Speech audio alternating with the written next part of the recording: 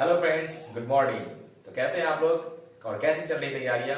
तो चलिए आज हम लोग कोऑर्डिनेट एलिमेंट से एक और सवाल बनाते हैं, यानी कि नियामक ज्यामिति से एक और line segment that is ratio determination से जुड़ा हुआ एक और सवाल है जिसे आज बनाएंगे। तो चलिए वीडियो को स्टार्ट करते हैं। और वीडियो को स्टार्ट करने से पहले आप मेरे चैनल द बेस्ट ट्रैक को जरूर सब्सक्राइब कर लें और इसे ज्यादा से ज्यादा शेयर भी करें और बेल आइकन को भी दबा देंगे ताकि नए वीडियोस के नोटिफिकेशन आप लोग को जल्द से जल्द मिल सके। तो चलिए स्टार्ट करते हैं वीडियो को।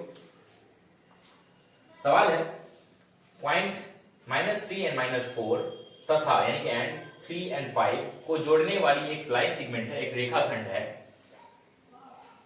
जिसे बिंदु x2 को किस अनुपात में बांटती है ये समझना है। यानी कि एक लाइन सेगमेंट है जिसका एक एंड है -3 -4 और दूसरा एंड है 3 5 और इसी लाइन सेगमेंट पर यानी इस रेखाखंड पर एक और भी डॉट है, एक और भी कोऑर्डिनेट है जो x एंड 2 के नाम से है। तो हमें ये बताना है कि ये डॉट यानी कि ये बिंदु, ये पॉइंट उस लाइन सेगमेंट को किस रेशियो में बांटती है। यानी इसे हम लोग फिगर के थ्रू अगर समझा जाए तो ऐसा हो सकता है, this is the line segment here a equal to -3 and 4 -4 and this is b equal to 3 and 5। ठीक है, और अब हम जानेंगे कि इस पर एक और भी बिंदु है जो कि किसी और नाम से हम कर लेते हैं, p कर लेते हैं, दैट इज p क्यों, जैसा आप समझे उसको आप मान सकते हैं, आप z भी मान सकते हैं, लेकिन हम लोग यहाँ पर p रख लिए और इस p के लिए दे रहा है जो कोऑर्डिनेट है वो हमारा x and 2। This is the coordinate of p x and 2। अब हमें ये बताना है कि ये जो हिस्सा हुआ that is AP and PB ये किस रेशियो में बट रहा है। कभी कभी क्वेश्चन ऐसे भी आएंगे कि पॉइंट A है और पॉइंट B है और साथ ही साथ एक पॉइंट P दे देगा फाइंड करने के लिए और बता देगा कि ये एक अलग रेशियो में और ये एक अलग रेशियो में। जैसे मान लीजिए कि ये 1 है, ये 2 है, ये 3 है, ये 4 है, इस तरह का रेशियो दे देगा। लेकिन यहाँ पर रेशियो दिया गया नहीं है, हम लोग को ये पता करना है कि किस रेशियो में P जो है यानी कि ये कोऑर्डिनेट A और B को बांट रहा है। ठीक है, तो इसको स्टार्ट करने से पहले इससे जुड़े हुए कुछ फॉर्मूला को हम लोग जान लेंगे कि किस तरह से हम लोग रेशियो को फाइंड करते हैं। तो सबसे पहले हम लोग यहाँ करेंगे, इसको हम लोग मानते हैं M1 और इसको M2, फर्स्ट रेशियो को that is AP equal to M1 and PB equal to M2 मान लेते हैं। और ऐसे रिलेशन में हमें जो फॉर्मूला यानी कि कोऑर्डिनेट ज्ञात करना होता है उसके लिए फॉर्मूला होता है that is x equal to M1 x2 plus M2 x1 by M1 plus M2 and second y equal to same इसी तरह से M1 y2 plus M2 y1 by M1 plus M2। यानी कि फॉर्मूला भी ज्यादा tough नहीं, याद करना आसान है। ध्यान रखिएगा कि M1 के साथ x2 जाएगा और M2 के साथ x1, ठीक उसी तरह से y में M1 के साथ y2 जाएगा और M2 के साथ y1 जाता है और नीचे डिवाइड के नीचे M1 प्लस M2 दोनों में रहेगा। इसी फॉर्म पे, इसी फॉर्मूला पे हम लोग इस फाइंड करेंगे कि what is M1 and what is M2, M1 और M2 को मानेंगे। तो जब ऐसे कंडीशन में हमें रेशियो नहीं पता होता है कि M1 कितना है और M2 कितना है, यानी कि फर्स्ट वाला पार्ट कितना है और सेकंड वाला पार्ट कितना है, जिस पार्ट में ये P जो है इसको बांट रहा है, A और B को बांट रहा है। तो let's start here, A equal to -3 and 4 और हाँ एक और चीज, यहां पर जो हमारा -3 और -4 है that is x1 and y1 और b जो हमारा x2 y2 मान लेते हैं ताकि इसको मैथ को वैल्यू पुटअप करने में आसानी हो। b equal to 3 and 5 and let m1 equal to 1 एंड m2 इक्वल टू लैम्डा। यानी कि कंडीशन होता है कि जब कभी हम लोग को रेशियो नहीं दिया होता है, M1 और M2 नहीं दिया रहता है, तो हम वहां पर अपने मन से मैथ को इजी वे में ले जाने के लिए हम लोग M1 के लिए 1 रेशियो मानते हैं और M2 के लिए लैम्डा मानते हैं। ये लैम्डा एक सिंबल है, एक नॉन वेरिएबल सिंबल, सॉरी एक वेरिएबल सिंबल है। तो आप इस लैम्डा की जगह कुछ भी ऐसा मान सकते हैं जो x, y या z से मैच ना करे, लेकिन लैम्डा थोड़ा आसान लगता है, देखने में भी अलग सा लगता है, इसलिए लैम्डा मान लेते हैं। सवाल ये उठता है कि क्या वजह था कि M1 बराबर 1 लिया गया और M2 बराबर लैम्डा। एज फॉर एग्जाम्पल मान लेते हैं कि M1 और M2 किसी भी रेशियो में बटे, मान लीजिए कि ये 2 हिस्सा हुआ, ये 3 हिस्सा हुआ, या ये 4 हिस्सा है, ये 3 हिस्सा है। लेकिन अगर हम इसको फर्स्ट वाले को M1 को अगर मान लेते हैं कि 1 है, M1 को अगर हम लोग 1 मान लेते हैं तो M2 को कोई ऐसा कंसीडर करेंगे ताकि उससे मैच कर सके। एग्जाम्पल के तौर पर मान लीजिए कि यही वो लाइन है जिसमें M1 बराबर अगर 2 दे दिया गया तो दूसरा हिस्सा कोई तो एक हिस्सा ही है, एक हिस्सा हुआ, एक टर्म हुआ, तो उस एक हिस्से के हिसाब से हम लोग M1 बराबर 1 मान लेते हैं और M2 को जो कि अननोन है इसको लैम्डा ले लेते हैं। अब इस जो वैल्यू हम लोग के पास आया, इस वैल्यू को इस फॉर्मूला में पुट अप करेंगे हम लोग बहुत जल्दी फाइंड कर लेंगे the value of ratio, the value of m1 and m2। Here x equal to m1 x2 plus m2 x1 by m1 plus m2।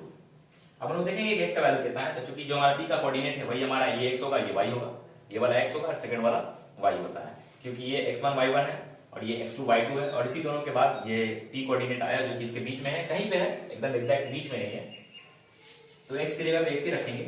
m1 हम लोगों ने 1 माना है, 1 रखेंगे, गुना x2 दैट इज 3, यानी कि ये 3, एंड प्लस m2 जो कि हम लोगों ने लेमडा माना था, lambda, and x1 that is -3 by 1 plus lambda. अब यहां से इजी है, हम लोग क्रॉस गुना करके इसको सिंप्लीफाई करेंगे।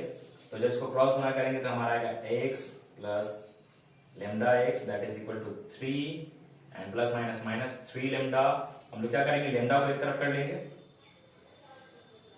और यहां पर हम लोग एक काम करेंगे कि लेमडा को उसी जगह पे रहने देंगे ताकि हमारा मैथ इजी वे में रहे।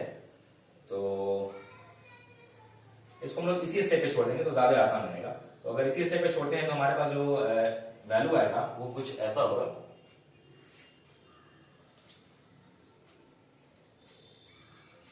x equal to 3 minus 3 lambda by 1 plus lambda. अब हम लोग 2 की तरफ चलेंगे y के लिए।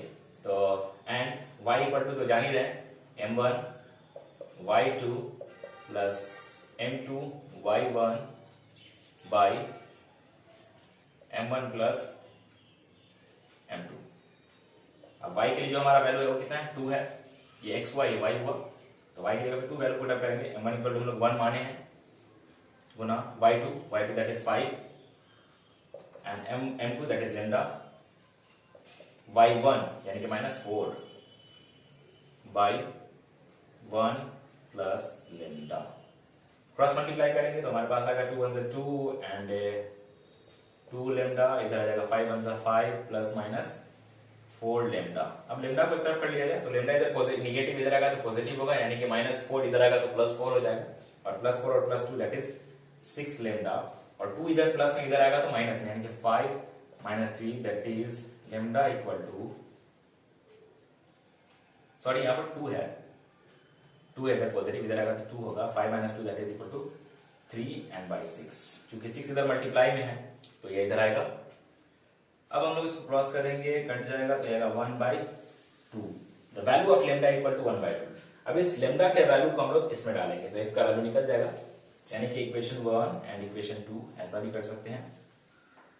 लेमडा का वैल्यू इसमें डालेंगे तो लिखेंगे यहां पर लेमडा का मान समीकरण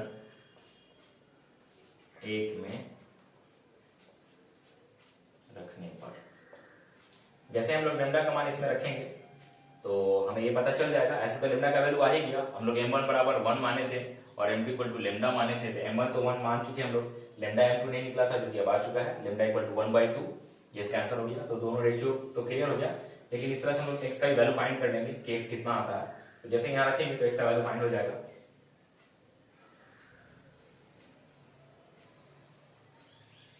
x equal to 3 minus 3 into 1/2 by 1 plus 1/2।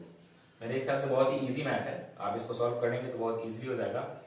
3 minus 3/2 और 1 प्लस 1/2 को अगर जोड़ते हैं तो ये 1.5 दैट इज 1.5 हुआ, यानी कि 1.5 और 1.5 को हम लोग ऐड करेंगे। आप इसका एलसीएम निकाल करके जब आप बोर्ड मास के थ्रू बनाएंगे तो 3/2 आ जाएगा। अगले स्टेप में होगा, ये भी होगा 3/2 अपॉन 3/2, 3/2 से 3/2 क्रॉस दैट इज 1 आंसर।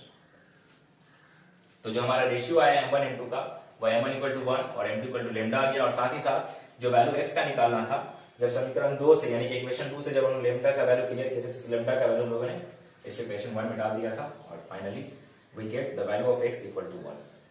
तो बहुत इजी है, आपको फॉर्मूला याद करना जरूरी है। एक बार फॉर्मूला फिर से रिपीट कर लें, ध्यान रखेंगे कि m1 के साथ x2 जाएगा और m2 के साथ x1 जाता है। ये हमारा फर्स्ट वाला पॉइंट x1 y1 हुआ और सेकंड वाला x2 y2 हुआ। तो m1 के साथ x2 जाएगा और M2 के साथ X1। ठीक उसी प्रकार से M1 के साथ Y2 और M2 के साथ Y बन जाता है। तो इसको बार बार प्रैक्टिस कीजिए, खूब खूब शेयर कीजिए। मिलते हैं नेक्स्ट वीडियो में और भी इंटरेस्टिंग सवाल के साथ। That's all.